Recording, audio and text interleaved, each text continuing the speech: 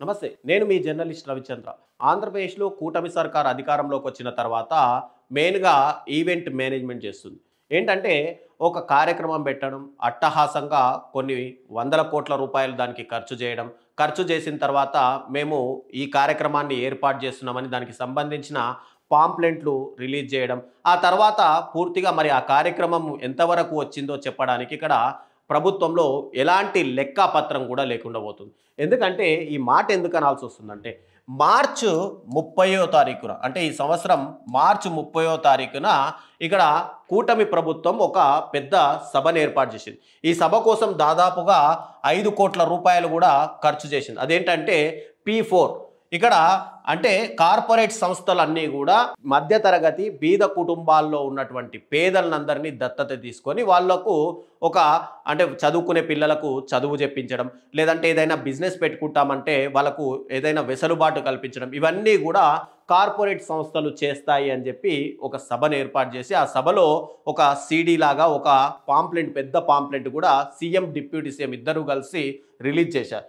తర్వాత ఇప్పుడు ఆ కార్యక్రమం అయిపోయి 8 నెలలు గడిచిపోయింది.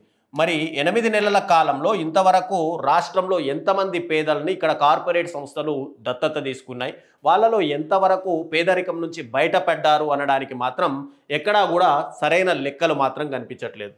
ఎందుకు ఈ మాటలు అంటే, పూర్తిగా ఆంధ్రప్రదేశ్లో పేదరికాన్ని లేకుండా అంటే ప్రతి సంవత్సరం 10% పేదరికాన్ని తగ్గిస్తూ ఇక 5 సంవత్సరాల కాలంలో ఆంధ్రప్రదేశ్లో పేదలే లేకుండా చేస్తాను అని చెప్పి ఈ కార్యక్రమాన్ని చంద్రబాబు నాయుడు తీసుకొచ్చారు. గతంలో మరి ఈ కార్యక్రమాలు జరగలేదా అంటే, కార్పొరేట్ సోషల్ రెస్పాన్సిబిలిటీ భాగంగా అంటే సిఎస్ఆర్ అనే ఉద్దేశంతో ఇక్కడ కార్పొరేట్ సంస్థలు ఏంటంటే ప్రతి సంవత్సరం కూడా కొన్ని గ్రామాలని దత్తత తీసుకొని ఆ రోడ్లు లేని గ్రామాలకు రోడ్లు వేయించడం, నీటి సరఫరా లేని గ్రామాలకు ట్యాంకులు కట్టించి నీటి వెసులుబాటు ఇవ్వడం, ఆ ఊర్లలో గ్రామాల్లో చదువుకుంటున్న విద్యార్థులు ఎక్కడైనా చదువు ఆపేస్తే ఆర్థిక స్తోమత లేకుండా ఉంటే వాళ్ళందరికీ కూడా ఆర్థికంగా వాళ్ళకు చేయూతనిచ్చి వాళ్ళందరూ చదువుకునే విధంగా ఇక్కడ కార్పొరేట్ సోషల్ రెస్పాన్సిబిలిటీ భాగంగా కార్పొరేట్ సంస్థలు తీసుకొచ్చారు.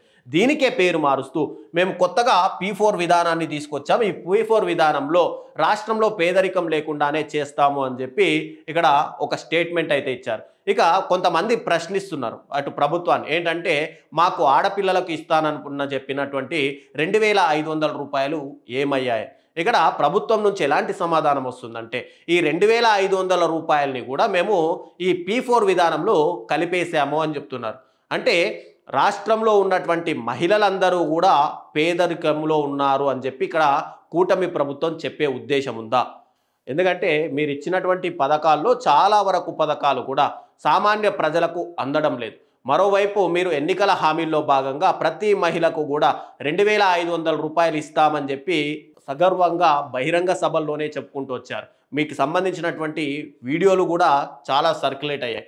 కానీ ఇప్పుడు దాన్ని P4 విధానంలో కలిపాము అని చెప్పి కూటమి ప్రభుత్వం చెప్తుంటే ఇక్కడ అది ఎలా వాళ్ళు చెప్తున్నారు అనేది కూడా పూర్తిగా అర్థం కాని పరిస్థితి. ఒక్కసారి మనం లెక్కల్ని చూద్దాం.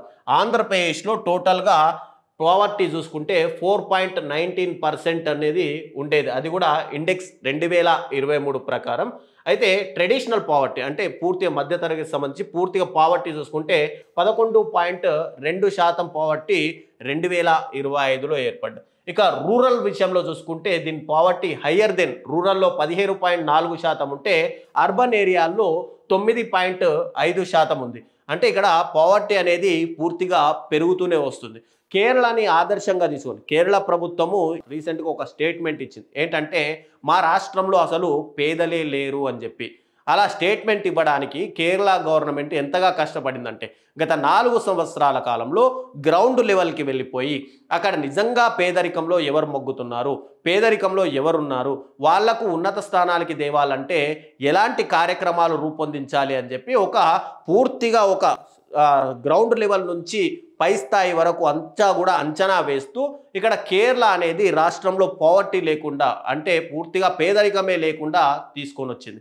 కానీ ఆంధ్రప్రదేశ్లో ఇక్కడ 10% మేము ప్రతి సంవత్సరం తీసుకొస్తాం. 8 నెలల కాలం గడిచిపోయింది. మరి ఇప్పటి వరకు దాని సంగతి ఏంటి అనేది మాత్రం కూటమి ప్రభుత్వం చెప్పే పరిస్థితి లేదు.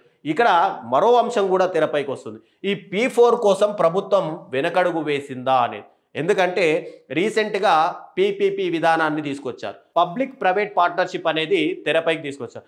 దీంట్లోనే చాలామంది కూటమికి సంబంధించినటువంటి సీనియర్ లీడర్లు కూడా ఇక్కడ చంద్రబాబుకి ఇప్పటికే హెచ్చరించారు. ఇలాగే పీపీపీ విధానం పైన వెళ్తే గనక రాబోయే రోజుల్లో ప్రజల నుండి అనూహ్యంగా మనకు వ్యతిరేకత వచ్చే అవకాశాలు ఉన్నాయని హెచ్చరించడంతో ఇక్కడ ఈ పీపీపీ విధానం రీసెంట్గా జగన్మోహన్ రెడ్డి గారి పిలుపు మేరకు కూడా సరే 175 నియోజకవర్గాల్లో ఈ పీపీపీ విధానం పైన మేము వ్యతిరేకంగా ఉన్నాము అంటూ స్వచ్ఛందంగా విద్యార్థులు ప్రజలు చాలామంది కూడా రోడ్లపైకి వచ్చి వాళ్ళ నిరసన తెలియజేశారు. కాబట్టి ఇప్పుడు పీపీపీ విధానం పైన కూడా వెనకడుగు వేస్తూ అలాగే ఈ P4 విధానం పైన కూడా వెనకడుగు వేసే అవకాశాలు అయితే స్పష్టంగా కనిపిస్తున్నాయి.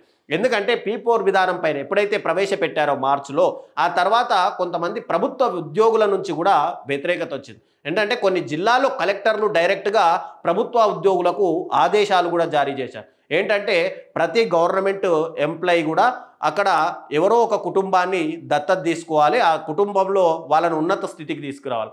వాళ్ళు ప్రభుత్వ ఉద్యోగులు వాళ్ళు కష్టపడేది తమ ఫ్యామిలీని కాపాడుకోవడానికి, వాళ్ళ ఫ్యామిలీలో ఉన్నత చదువులు చదివించుకోవడానికి. అలాంటి సమయంలో తమకు వచ్చేది గవర్నమెంట్ జీతం అయినప్పటికీ కూడా వాళ్ళు వేరే వ్యక్తులను వాళ్ళ ఫ్యామిలీలను దత్తత తీసుకుంటే మా పరిస్థితి ఏంటి, మా కుటుంబాన్ని మేము పోషించుకోవాలి, అలాంటి సమయంలో ఇతర కుటుంబాన్ని మేము ఎలా పోషించగలము అనే చెప్పి ఒక మైనస్ పాయింట్ ఇక్కడ మారడంతో ఆ ప్రభుత్వ ఉద్యోగులందరూ కూడా వాళ్ళు కలెక్టర్ల దగ్గరికి వెళ్ళి వినతి పత్రాలు ఇవ్వడం, ఇక నిరసన తెలియజేయడంతో ఈ పీపీపీ విధానం పైన కూడా ప్రభుత్వం వెనక్కి తగ్గుతూ వచ్చింది. కాబట్టి ఇక్కడ పూర్తిగా కూటమి ప్రభుత్వం అధికారంలోకి వచ్చిన తర్వాత ఒక సభను ఏర్పాటు చేయడం, ఆ సభలో తాము ఒక కొత్త పథకాన్ని ప్రవేశపెడుతున్నాం, కొత్త స్టేట్మెంట్ ఇవ్వడం, ఆ స్టేట్మెంట్కి లోబడిపోని ఈ 8 నెలల కాలంలో ఎవరైనా కుటుంబాలు ఉన్నత స్థితికి వచ్చాయా, బాగుపడ్డాయా అని చెప్పే పరిస్థితి కూడా రాష్ట్రంలో లేదు. కాబట్టి ఇప్పటికైనా సరే కేరళ లాంటి రాష్ట్రాలను ఆదర్శంగా తీసుకొని గ్రౌండ్ లెవెల్లో నిజంగా పేదలు ఎవరున్నారు, వాళ్ళు ఎంతగా మగ్గుతున్నారు, డైలీ వాళ్ళు ఎంత సంపాదిస్తున్నారు, ఇది ఎంతవరకు ఎందుకు. రీసెంట్గా రాష్ట్రంలో భిక్షాటన చేస్తుంటారు, అంటే 5 రూపాయలు 10 రూపాయల కోసం భిక్షాటన చేస్తున్న వాళ్ళపైన కూడా నిషేధం విధించారు. మరి మీరే గనక నిజంగా పేదరికాన్ని నిర్మూలించడానికి ఈ P4 విధానాన్ని తీసుకొస్తే మరి రాష్ట్రంలో భిక్షాటన చేసే వాళ్ళపైన ఎందుకు మీరు పూర్తిగా నిషేధం విధించారు? దీనికి ఖచ్చితంగా కూటమి గవర్నమెంట్ సమాధానం చెప్పాల్సి ఉంటుంది.